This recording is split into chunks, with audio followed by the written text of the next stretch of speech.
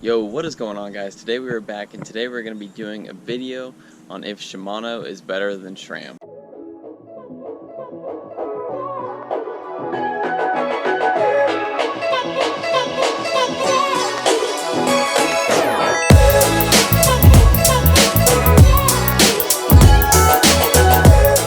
I'm going to assume that everybody knows what Shimano and Sram is.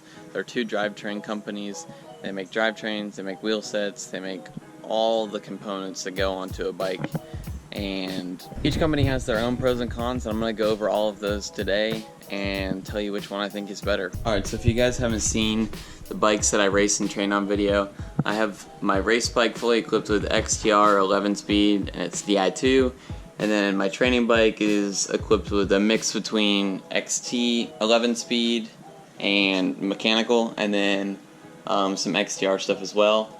My dad's bike over there in the corner right here has XTR mechanical on it as well.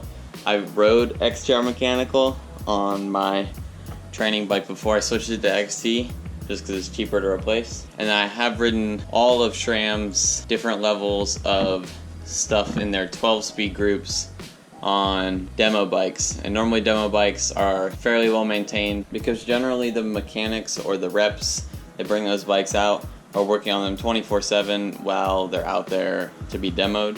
So the group set are always working in flawless condition. So to make this quote-unquote test not have any real variables in it, we'll just say your bike is shifting flawlessly no matter what drivetrain you're riding on. It's just shifting good in the moment, and you've all got it all tuned up correctly, and everything's perfect. And then we're just going to go to the basic drivetrain points where Sram or Shimano is better than one another. Real quick, this is my XT 11 speed shifter, and this is one of the points that is a massive point in my book, especially if you're racing mountain bikes. Shimano has, you can go up 2 with the trigger shift here, so I can go 2 up, and all SRAM components that I've ever ridden on only go 1 up. So you really have to, shift it a bunch of times 1 up, which becomes a hassle if you're trying to sprint or trying to get out of the saddle and just put down a ton of power really fast. I think they have, I'm not exactly sure on this, but I'm pretty sure they have the same amount of clicks in the trigger that makes it an easier gear, both SRAM and Shimano. Alright, so we're back to the race bike here. So my race bike will do 2 up on the shifter here and 2 down. Or you can hold the shifter if you want. Just hold it and it'll keep downshifting. That is something that's nice about the DI2 group set, is that you don't, although you do have 2 amounts of clicks in the actual shifter itself, you can just hold it and it'll dump a bunch of gears throughout that time that you hold the lever in. The XTR mechanical over there on my dad's bike is just about the same as the XT mechanical. You can do 2 up and I think it's 4 down. Alright, so now that we have the different shiftings out of the way, we're going to go on to the clutch. I personally like Shimano's clutch better because it is a lever. Unlike SRAM's, where they have like the thing where you push the derailleur forward and that leaves it open, and then the clutch is on all the time. I personally would rather have it as a lever because then I'll remember to put it back, and if the clutch does end up failing on the SRAM, I feel like it would get stuck out in this point. You can let me know in the comments down below, but I feel like it would get stuck out in this point if it fails and goes out to here, and then you can't ride the bike. If the clutch fails in the XTR or the Shimano stuff, or you just forget to have it off, it really still, like, I've never dropped a chain with the clutch, like forgetting to put the clutch off. So even without the clutch on, it's still superior to other drivetrains. This is what it's on right here. So it's nice and tight. With it off, it's a little loose, but it's almost impossible to knock the chain off with a 1x drivetrain. Another opinion that I have is that Shimano lasts longer. That's just it, plain and simple.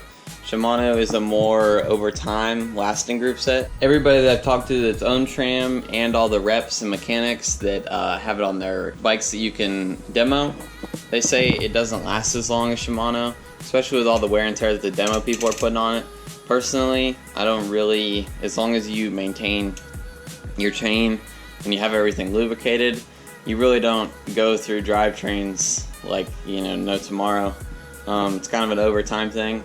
But I personally think, although Shimano may not be perfect in some cases for you, and that's normally due to either operator error or your mechanicking skills, because mine is always flawless. But if yours is, not as reliable because of those things, you may pick SRAM over that because you've ridden a SRAM bike and it shifts better. Normally that's just the mechanic or the user error of you shifting too harshly, or a mechanic not tuning everything up correctly. Correct me if I'm wrong too, I think Shimano looks cooler, I'm not gonna lie.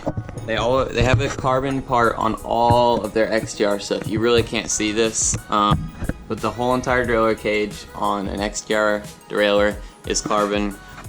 We go up here to the brake levers, these are carbon. The shift levers on XTR is also carbon. Like everything, every single XTR part has a carbon part on it. The cassette here, so this back part right here has carbon on it. So everything that they make in their XTR lineup has carbon, which is going to give you that lighter edge. You guys may be thinking like, Palmer, SRAM has their wireless electronic group set out now, though. Isn't that far superior to the mechanical XTR? And I would say that you are a little bit correct on that one.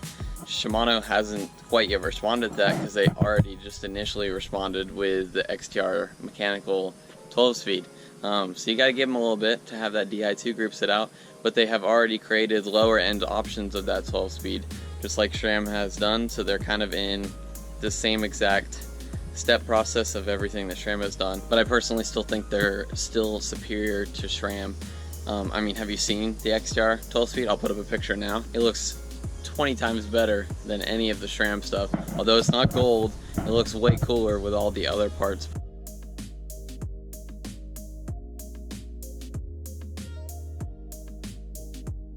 All in all, I think Shimano is better for the probably all purposes, all cycling disciplines.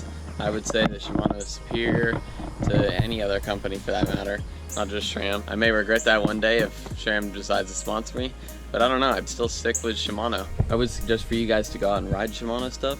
I would also suggest that you use stuff that's been well maintained, it's all tuned up, and that you have proper shifting and riding abilities so that you go into it with the least amount of variables, so you can just judge the quality of the products, so it either be SRAM or Shimano. And you guys take your pick. Let me know in the comments down below what group set you guys stick by, what drivetrain brand you guys use, if you guys use a mix of SRAM and Shimano, or if you stick directly with one brand. Let me know down below. I'm interested to know what you guys believe in and what you guys ride. Thank you guys so much for watching this video. If you guys enjoyed the video, leave a like down below. Also subscribe if you guys want to see more epic content, and I'll see you guys on Wednesday. Peace.